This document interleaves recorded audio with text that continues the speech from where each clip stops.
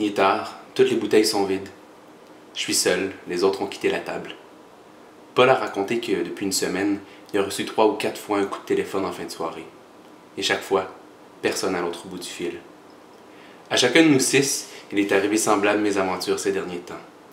Géraldine, elle, c'est des téléphones obscènes et ça la rend malade. Charles aussi en a reçu, et il dit qu'il leur casserait la gueule à cette bande de maniaques, mais tout le monde comprend que c'est sa manière à lui d'avoir peur. Il y a pire. On a frappé à la porte de chez Nicole alors qu'elle venait juste de rentrer. T'as appelé les flics que je lui ai dit? Évidemment que non. Et il y a Patrick, qui ajoute qu'à lui aussi c'est arrivé. En pleine nuit, on frappe chez lui. Il demande qui est là et ça répond pas. Il regarde par le viseur de la porte. Rien. J'ai décidé de rentrer. Comme il est tard, je marche vite. Et plutôt que de marcher dans la grande rue où je risque de rencontrer les Soulons qui sortent des bars et de tourner à l'église, j'emprunte un trajet qui me permet de couper au plus court par les stationnements et les ruelles. J'ai pas l'habitude d'avoir peur. Je me dis que c'est idiot. Il m'arrivera rien. Il peut rien m'arriver. J'ai pas l'air de quelqu'un qui a du fric plein les poches. Puis je suis un gars, moi. Mais ces histoires m'ont rendu nerveux.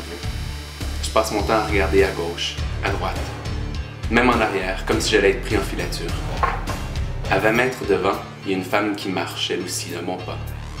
C'est fou, mais ça me rassure. Elle aurait été derrière que ça m'aurait inquiété, mais devant... Elle aussi, elle marche vite. Pressée de rentrer, sans doute. Le plus curieux, c'est que 3 ou 4 coins de rue plus loin, elle est toujours devant moi. Elle fait le même zigzag que moi. Elle attend le dernier bus de la soirée, à l'arrêt précis où je me dirige.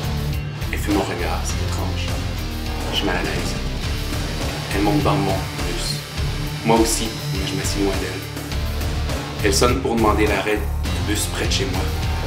Elle descend à mon arrêt.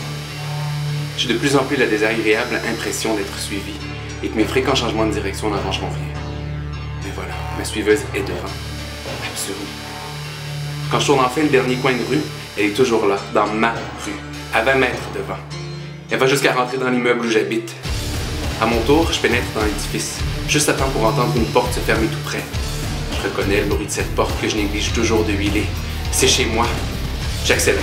Je parviens à la porte en courant. Je vais insérer ma clé dans la serrure, rien à faire. Le trousseau y passe au complet. Impossible de déverrouiller. Je frappe. On répond pas. Et je devine qu'on m'ouvrira pas. Qu'on n'ouvre pas aux inconnus. Avec toutes les histoires qu'on entend compter aujourd'hui, on sait jamais ce qui peut arriver.